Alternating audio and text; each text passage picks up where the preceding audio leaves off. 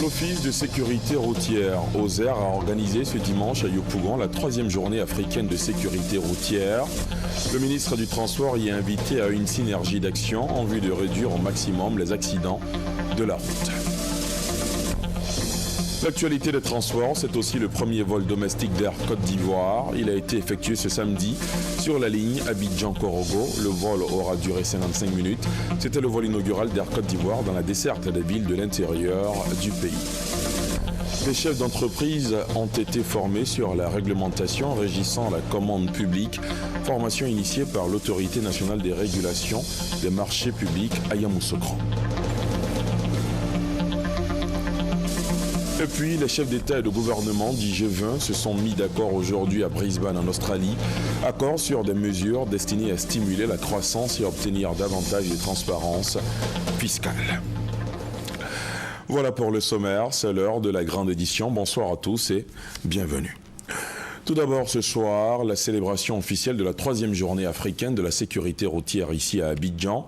Événement organisé par l'Office de sécurité routière OSER ce dimanche à la place Figayo de Yopougon. La route, un espace en partage, c'est le thème de cette édition. Le ministre du Transport, Gaoussou Touré, invité à une synergie d'action en vue de réduire au maximum les accidents de la route. Franck Quadio. Un accident de la circulation quelque part sur l'autoroute du Nord. Encore un drame et de nombreuses victimes. Dans le monde, près d'1 240 000 personnes chaque année sont tuées sur les routes. En Côte d'Ivoire, le bilan est tout aussi sombre, 600 décès, dont plus de 40% sont des piétons. Ces véhicules qui font des accidents avec des punaises usées, mais lorsque vous allez les contrôler, ils ont leur visite technique. Il faut donc sensibiliser. La 3e journée africaine de la sécurité routière, un cadre propice donc, thème choisi, la route, un espace en partage. Les usagers de la route ont une lourde responsabilité, notamment les automobilistes. Et il a été largement fait appel à leur responsabilité pour que nous puissions avoir moins d'accidents sur la route. Pour l'Organisation mondiale de la santé, 90% des accidents proviennent des pays à revenus faibles. Des initiatives doivent être prises, mais pour la société civile et les acteurs du transport, les responsabilités sont partagées. Des attentes, mais aussi des réponses. Le ministre des Transports, Gaoussou Touré, dans son plan de réforme du transport, entend toucher tous les secteurs.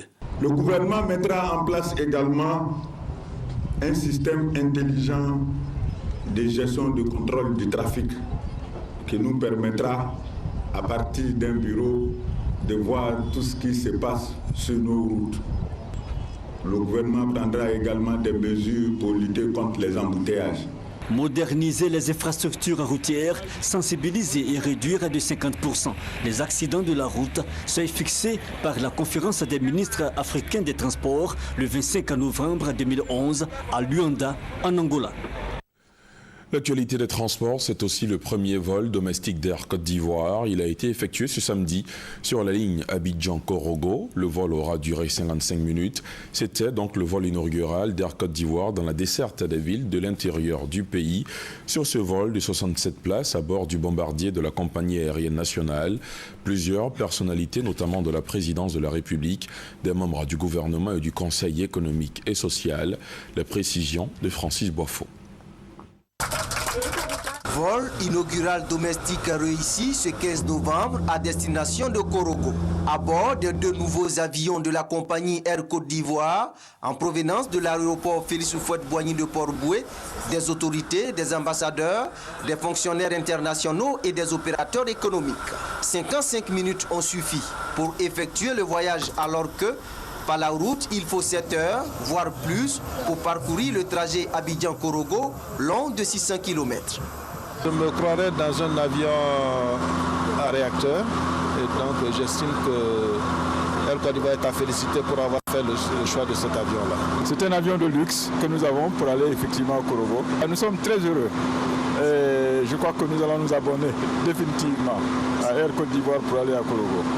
À l'aérodrome de Korogo sont visibles les 2 bombardiers achetés par l'État de Côte d'Ivoire à 23 milliards de francs CFA pour assurer les vols à l'intérieur du pays. Hier, je mettais 7 heures pour arriver à Korogo. Aujourd'hui, je mets 55 minutes. C'est de pouvoir faire des revenus, d'abord pour le temps et surtout être le plus près possible de mes collaborateurs. Par ces lignes domestiques, Air Côte d'Ivoire rapproche les cadres et les opérateurs économiques des différentes régions du pays, a fait observer le maire de la commune de Korogo. Cette compagnie, fierté nationale, nous appartient tous. C'est à nous de la faire vivre en l'empruntant aussi souvent que possible. C'est même un devoir citoyen que de faire vivre cette compagnie. Cet appel vaut pour tous les cadres. Déjà, des prix promotionnels, toutes taxes comprises, TTC, au départ d'Abidjan en classe économique sont connus. Des prix à partir de 86 000 francs CFA, aller-retour, toutes taxes compris, entre Korogo et Abidjan, ou 81 000 francs entre San Pedro et Abidjan, ou 68 000 francs CFA entre Bouaké et Abidjan. Pour les mêmes destinations au départ d'Abidjan, les prix promotionnels des billets en classe business, en aller et retour, sont compris entre 179 000 et 202 000 francs CFA TTC.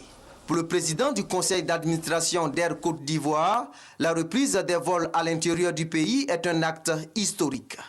Si le président Félix Houphouët-Boigny a été le précurseur qui a doté notre pays de sa première flotte civile, Air Ivoire, avec ses Fokker 27, Fokker 28 et Fokker 100. Le président Alassane Ouattara vient ressusciter et amplifier cette ambition à travers une nouvelle compagnie, Air Côte d'Ivoire, forte de ses appareils de pointe, des Airbus et des bombardiers. Raison de plus pour le ministre des Transports Gaoussou Touré de rendre hommage au chef de l'État, lui qui, par ses actions, a fait d'Air Côte d'Ivoire la compagnie leader de la sous-région et de l'Afrique centrale en termes de confort, de fiabilité, de ponctualité et de coefficient de remplissage. En moins de 2 ans, la compagnie dessert 18 capitales africaines et va désormais desservir, au plan national, 7 villes. Air Côte d'Ivoire renaît donc de ses cendres, c'est une évidence. 17 ans après la disparition de l'ancienne compagnie Air Ivoire, de nouveaux avions de dernière génération planent désormais dans le ciel ivoirien. Cela grâce à l'implication personnelle du chef de l'État. En retour, Francis Bofo. C'est un pas important que le gouvernement vient de faire avec le lancement des vols d'Air Côte d'Ivoire à destination des villes de l'intérieur. La cérémonie donc d'aujourd'hui est hautement significative parce que nous sommes en train de donner vie à un des symboles de l'ambition du chef de l'État pour notre pays. Nous sommes en train de donner vie à un des symboles de l'émergence de notre pays. Nous sommes en train, une fois de plus, de montrer que la Côte d'Ivoire, notre pays, avance, avance et avance. D'où je suis, à ses côtés, je peux vous dire que le chef de l'État n'a ménagé aucun effort pour que ce projet voie le jour, s'investissant personnellement au quotidien pour que Air Côte d'Ivoire puisse naître. Comment, après un pareil exemple de la marche de notre pays vers son développement, ne pas évoquer tous les autres symboles de notre émergence future qui seront bientôt livrés. Le pont Henri-Konan Bédié et son échangeur, les ponts de Boisflé et de Jacqueville. Des actions fortes du chef de l'État pour une Côte d'Ivoire forte avec un rayonnement bien au-delà de la sous-région. À ce rayonnement contribue et de la plus belle des manières Air Côte d'Ivoire. En moins de 2 ans d'existence, la compagnie nationale Air Côte d'Ivoire a pu s'imposer comme leader dans la sous-région et en Afrique centrale avec un taux de ponctualité établi à 85% et 253 000 passagers transportés en 2013. Vous le savez, hier, la Côte d'Ivoire a célébré la Journée nationale de la paix. Les principales activités commémoratives de l'événement ont eu lieu hier à Yamoussoukro, la capitale politique ivoirienne. Thème de l'édition 2014, Femmes et paix, quel défi pour une Côte d'Ivoire émergente à l'horizon 2020. À cette occasion, l'association des cadres et élus du Grand Centre a rendu hommage à Félix Houphouët-Boigny, premier président de la Côte d'Ivoire, et Henri Konan Bédié, ex-chef d'État et actuel président du PDCI RDA. Alvorassa. Merci Les élus et les cadres du Grand Centre de la Côte d'Ivoire se sont mobilisés pour célébrer la Journée nationale de la paix. Tous se sont rendus à Yamoussoukro, à la Fondation Félix Houphouët-Boigny. Yamoussoukro, capitale politique de la Côte d'Ivoire et surtout village natal du premier président de la Côte d'Ivoire, Félix Houphouët-Boigny, était donc aux couleurs de la paix. Tous ont voulu en ce jour célébrer la paix, rien que la paix, en rendant hommage à deux illustres fils du pays. Les présidents Félix Houphouët-Boigny et Aimé Konan Bédié, dont les traces sont aujourd'hui suivies par le président de la République Alassane Ouattara. Je veux associer à l'hommage de ce jour un homme qui s'est avéré un bâtisseur et sous la houlette de la Côte d'Ivoire est en train de renaître, de retrouver sa place dans le concert des nations. Mon jeune frère, le président de la République, son Excellence Alassane Ouattara. C'est pour cette raison, avec ce que nous voyons et que nous vivons, que j'ai lancé ce qu'il est convenu d'appeler l'appel de Daouro. La Côte d'Ivoire, notre pays, est un pays de paix, car Houphouët-Boigny le voulait comme tel. Le président Félix Houphouët-Boigny, lors de cette cérémonie, a été honoré, c'est vrai. Mais l'actuel président du PDCI RDA, Aimé Konan Bédié, l'a été aussi. La symbolique d'Adra Pokou, vous êtes arrière-petit-fils d'Adra Pokou, femme qui a sacrifié son unique fils. Monsieur le Président, vous êtes le sacrifice de la Côte d'Ivoire pour que la Côte d'Ivoire vive, demeure unie, forte et belle. Merci beaucoup. Le président de la République Alassane Ouattara a reçu le prix spécial Abla Pokou pour la paix. Abla Pokou pour la paix a sacrifié son fils unique. Le président Alassane Ouattara est un enfant d'Abla Pokou, est un enfant de Félix Houphouët-Boigny. C'est dans ce sens que symboliquement, nous remettons cette statue, le prix spécial Abla Pokou pour la paix. Lors de cette cérémonie de célébration de la paix à Yamoussoukro, plusieurs artistes de renom du Grand Centre, Nguès Bonsens, Antoinette Konan et bien d'autres ont voulu associer leur voix à cette belle fête pour une paix durable en Côte d'Ivoire. La journée nationale de la paix a connu une célébration spirituelle à Bengourou, c'est dans l'est du pays, à 210 km d'Abidjan. La population, les autorités locales et quelques membres du gouvernement se sont retrouvés à la cathédrale Sainte-Thérèse de la ville avec un dessein commun, prier pour la consolidation de la paix dans le pays. Honorine Anigori. La paix, ce n'est pas un vain mot, c'est un comportement. Cette pensée du père de la nation ivoirienne, le président Félix Houphouët-Boigny, qui a fait de la paix sa seconde religion, a été maintes fois citée à la commémoration de la Journée nationale de la paix à Bengourou, dans la région de l'Indénié Djuablin. C'était au cours d'une messe dédiée à la paix en présence du roi de l'Indénié, Lanamboa Kwasi III. À travers cette journée, nous invitons à méditer sur la paix comme don de Dieu. Le représentant du Premier ministre, Daniel Kablan-Duncan, Théophile Awandoli, le ministre de la Culture et de la Francophonie, Maurice Kwaku-Bandama, et le premier vice-président du PDCI RDA, Amwakon et Djampan Tchemele, ont saisi l'occasion pour inviter autorités et populations à être artisans de la paix. La paix en Côte d'Ivoire, surtout avec ce qui s'est passé, je crois qu'on n'en a jamais assez. Il faut célébrer tous les jours. Cette paix qui est revenue, nous devons la conserver, nous devons la préserver afin de prolonger notre marche sur la voie du développement.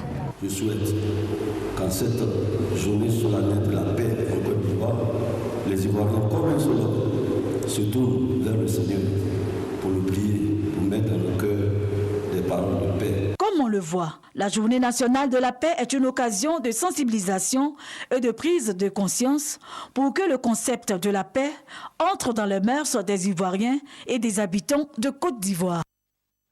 Il n'y a pas qu'à Yamoussoukro et à Bengoro qu'on a célébré cette journée de promotion de la paix. La ville de Bonoa a également mis ce samedi cette pendule à l'heure de la paix. L'activité a été initiée par le Programme national de cohésion sociale PNCS, appuyé du ministre d'État, ministre du Plan et du Développement. On fait le point avec Gabriel Zani.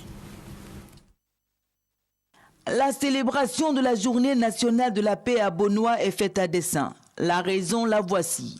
Bonoa, commune du sud de la Côte d'Ivoire, est taxée ces dernières années d'avoir édité ses propres lois. Pour briser cette perception qu'on a de Bonoa, que le Programme national de cohésion sociale a choisi de venir à Bonoa. Bonoa, pendant la crise, a accueilli beaucoup de migrants, de personnes qui sont venues de partout pour se réfugier. Nous le disons, à Bonoa, tous les partis politiques existent. Eu égard à ce rôle, Bonoa ne peut être une ville à part, selon le ministre d'État Albert Mapritoicus. Nous sommes venus ici donc pour prendre acte de ce discours et voir Bonoa comme les autres villes de la Côte d'Ivoire s'engager pour la paix. Le choix de Bonoa pour célébrer la paix est donc la réponse à cette fracture sociale engendrée par les préjugés et les rumeurs. Bonoa veut demeurer la ville de l'intégration comme elle l'a été au moment des pires événements. Rendons-nous maintenant à Alépé, c'est à 45 km au nord-est d'Abidjan. La ville a aussi célébré la journée nationale de la paix. Peut-être que l'événement pourra ramener la cohésion entre les fils et filles d'Alépé quand on sait que de nombreux conflits fonciers mettent à mal la paix sociale dans la localité. Le préfet du département invite toutes les composantes à promouvoir la paix. Eugène Atoubé. Une longue procession animée par les élèves des établissements scolaires d'Alépé a donné le ton de la célébration de la paix dans cette localité. Thème de l'édition 2014, tous mobilisons-nous pour la paix dans le département. Devant toutes les composantes des populations mobilisées justement à l'appel de Madame le préfet d'Alépé, la paix en tant que valeur universelle et voie d'accès au développement et au progrès a été magnifiée. Les différents messages, notamment celui du chef des chefs du département d'Alépé, Nanan Michel Okenyi, et celui de Noirata Abba Atsi, du Parlement des enfants d'Alépé, ont été un vibrant plaidoyer en faveur d'une société sans violence, où règne la tolérance, le pardon et l'amour. En réalité, c'est un clin d'œil fait à toutes les communautés vivant dans le département d'Alépé, fortement marquées par les conflits fonciers, des conflits récurrents dans cette partie de la région de la Mé. Sur cette question, Djabi Aminata, préfet d'Alépé, poursuit son œuvre de recherche d'un climat apaisé dans une perspective de paix et de stabilité dans le département. Pour appuyer son action, 21 personnes ont été nommées ambassadeurs de la paix. Leur mission est de maintenir la cohésion intercommunautaire et promouvoir la paix dans le département d'Alépé. Une œuvre gigantesque qui appelle l'engagement de toutes les populations. Dans un autre registre, cette formation initiée par l'Autorité nationale de régulation des marchés publics, elle a eu lieu à Yamoussoukro. Elle aura permis de renforcer les capacités de quelques chefs d'entreprise sur la réglementation régissant la commande publique. Alvorassa. La contribution des marchés publics à la rationalisation des projets de développement est le premier sous-thème développé lors de ce séminaire. La rationalisation consiste à faire une planification déjà des opérations, de façon à ce que tous les acteurs impliqués intervenant sur ces opérations sachent quel est leur temps d'intervention, le délai qui leur est imparti pour exécuter leurs tâches. Le président de l'Autorité nationale de régulation des marchés publics, Koulibaly Nonkarna, lui est intervenu sur le respect de la réglementation lors de la passation des marchés publics. Il y aura de moins en moins d'impunité si les textes nous permettent de la combattre. L'exemple récent, c'est la prise d'un arrêté qui dit que désormais, les entreprises qui sont coupables d'inexactitude délibérée, qui s'adonnent à des manœuvres frauduleuses. Ces entreprises-là, lorsqu'on découvre cela dans leur dossier, non seulement elles n'ont pas le marché, mais l'ARMP les exclut de tout appel d'offres en Côte d'Ivoire pendant 2 ans. Le professeur Pierre Claver Kobo, président de la Chambre administrative de la Cour suprême, a fait cas des contentieux lors de la passation des marchés publics, avec la Cour suprême qui peut être saisie comme dernier recours. La Chambre administrative a en réalité de chef de compétence. Elle intervient en tant que juge du contrat en cassation, puisqu'il y a la présence d'une personne publique nécessairement dans un contrat de marché public. Mais nous intervenons aussi surtout en tant que juge de la légalité, et c'est nous qui sommes chargés de juger en quelque sorte les décisions que prend l'autorité de régulation. Les participants à ce séminaire ont apprécié les thèmes choisis et dans les recommandations, ils ont invité la RNP à répéter ce genre de séminaire, à communiquer encore plus pour permettre aux entreprises de cerner tous les contours de la réglementation sur la passation des marchés publics. La phase de réalisation du programme VRD, entendez voirie et réseaux divers, sera lancée bientôt. Elle s'inscrit dans le cadre du programme présidentiel de logement socio et économique. Les travaux pourraient être confiés à la SONITRA, la Société nationale ivoirienne des travaux. Les responsables de cette structure ont eu une rencontre avec le ministre de la Construction Mamadou Sanogo, l'éclairage de Broléon. Le ministre de la Construction et du Logement dans les locaux de la SONITRA, une société d'État spécialisée dans les travaux publics, le bâtiment et les ouvrages d'art. Mamadou Sanogo passe en revue tous les ateliers de la structure. Objectif, constater de visu le matériel dont dispose l'entreprise pour participer à nouveau au développement de la Côte d'Ivoire. Plus précisément, le ministre de la Construction veut s'assurer que la SONITRA remplit les critères pour la réalisation des VRD, voiries et réseaux divers sur les sites du programme présidentiel de logements sociaux et économiques. En général, donc, les grands groupes de BTP procèdent à des locations. Mais il faut noter qu'ici, la SBI, qui est donc actionnaire du groupe SONITRA, est propriétaire de ces engins, ce qui est impressionnant. Et en cas de besoin, je pense que, comme les dirigeants nous rassurent, nous n'aurons pas de mal à rapatrier d'autres matériels. Mais ce que nous venons de voir, pour la taille des chantiers qui sont annoncés, c'est largement suffisant pour bitumer, faire réaliser les caniveaux, la voirie et tout le reste. Donc les Ivoiriens peuvent être rassurés que la Côte d'Ivoire dispose d'une société qui elle-même est assez outillée pour donc faire une partie de ces travaux. Les travaux de voirie et réseaux divers sur les sites des logements sociaux et économiques sont prévus pour démarrer avant la fin de ce mois même. Ce sera certainement le cadre pour la SONITRA d'exprimer une fois encore son expertise qu'elle a mise au service du pays dans la réalisation d'infrastructures de renom comme l'hôtel Le Président, la basilique Notre-Dame de la Paix de Yamoussoukro. En politique, on en vient aux activités de cet autre promoteur de l'appel de Daoukro, le ministre Sidiki Konaté, secrétaire général adjoint du RDR en charge des relations avec les syndicats, la société civile et le monde associatif. Le député de Mans vient de boucler l'étape de la région du Guémon. Après le Tonpi, la mission du RDR, conduite par son secrétaire général adjoint, chargé des syndicats, de la société civile et du monde associatif, était dans le Guémon du 4 au 9 novembre. Dernier département à visiter, Bangolo et Diokwe, ville carrefour qui a été le théâtre de massacres pendant la crise post-électorale. Sidiki Konaté s'est rendu à la mission catholique de la ville, lieu qui a accueilli les milliers d'habitants qui avaient fui les représailles. Une visite saluée par le père Cyprien. Ici à Diokwe, Sidiki Konaté est reçu comme chez lui. Tous sont sortis écouter son message axé sur l'appel de Daoukro et la réconciliation nationale. Vous avez décidé de vous élever, d'être fort, de croire en Dieu et à la réconciliation et de vous retrouver. Ça mérite d'être salué. Et nous prions Dieu que ça continue comme ça. Avant le meeting, Sidiki Konaté s'est entretenu avec les commerçants et les transporteurs de Diokwe. Après plus de 3 semaines passées dans l'ouest montagneux, la mission conduite par Sidiki Konaté est attendue dans les prochains jours dans les régions du Folan et de la Bagoué au nord-ouest du pays. La Côte d'Ivoire et le Burundi s'apprêtent à signer un accord cadre de coopération. De passage dans la capitale économique ivoirienne, l'un des conseillers du président burundais Pierre Nkurunziza s'est prononcé sur les relations qui lient les deux pays. Francis Boifo.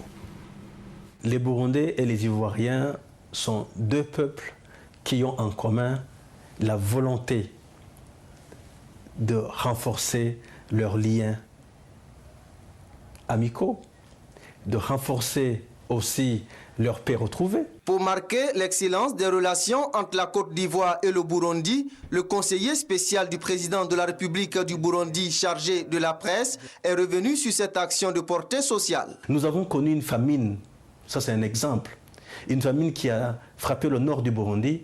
Nous avons vu beaucoup de cargaisons qui quittaient la Côte d'Ivoire pour venir approvisionner les Burundais. Bientôt, un accord cadre de coopération sera signé à Abidjan entre les deux pays au moment où la Côte d'Ivoire est en chantier. La Côte d'Ivoire que nous connaissions à travers les médias, ce n'est pas la Côte d'Ivoire que nous découvrons quand nous venons sur terrain. La Côte d'Ivoire évolue, la Côte d'Ivoire marque un pas important dans la réconciliation nationale.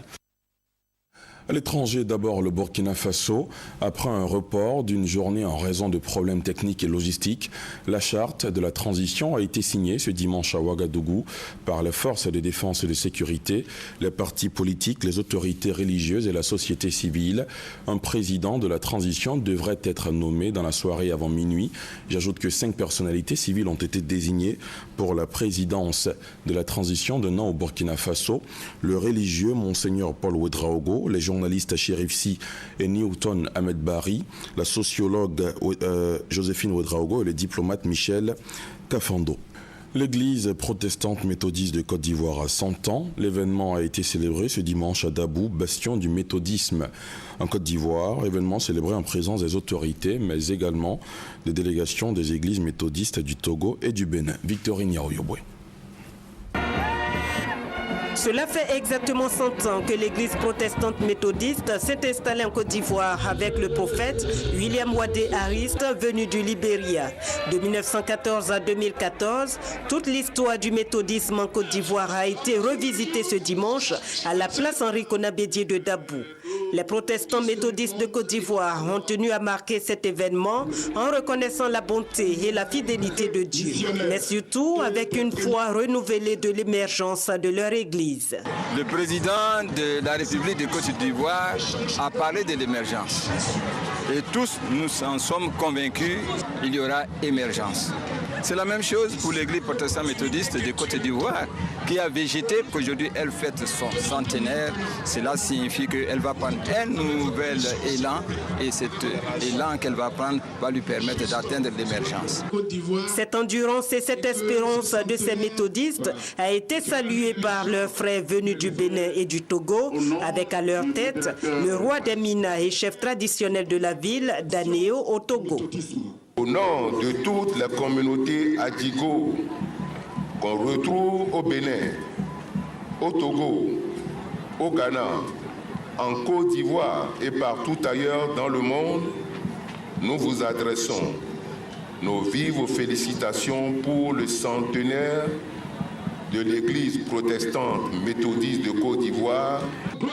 Les représentants du président Henri Konabédié et du chef de l'État Alassane Ouattara ont relevé la longévité ainsi que la vitalité de l'église protestante méthodiste de Côte d'Ivoire. Leurs vœux, des prières pour la paix dans notre pays. L'église fête ses 100 ans. Et le président Alassane est un homme de foi, un homme de paix. Et il m'a chargé de chanter, de demander à toute la communauté de prier pour avoir la paix. Bien avant l'apothéose du centenaire ce dimanche, l'église protestante méthodiste de Côte d'Ivoire a posé la première pierre de son institut théologique à Ambaf, village dans le département de Dabou. Cet outil devrait leur permettre d'assurer la continuité de l'œuvre de Dieu en Côte d'Ivoire. En football, à l'issue des matchs de la 5e journée des éliminatoires de la CAN 2015, disputés hier et avant-hier, 10 nations sont déjà sûres de disputer la phase finale. Outre la Guinée équatoriale qui organisera le tournoi, l'Algérie et le Cap-Vert sont déjà qualifiés depuis la 4e journée. La Tunisie, le Sénégal, l'Afrique du Sud, le Burkina Faso, la Zambie, le Cameroun et le Gabon ont obtenu leur billet. La phase finale du tournoi se déroulera, je le rappelle, du 17 janvier au 8 février prochain, alors que le tirage au sort est prévu pour le 3 décembre à Malabo. Voilà, c'est sur cette information que nous mettons un terme à cette demi-heure d'information. Merci de l'avoir suivi. Excellente soirée sur la chaîne qui rassemble. Excellente fin de week-end. À demain 20h. Bonsoir.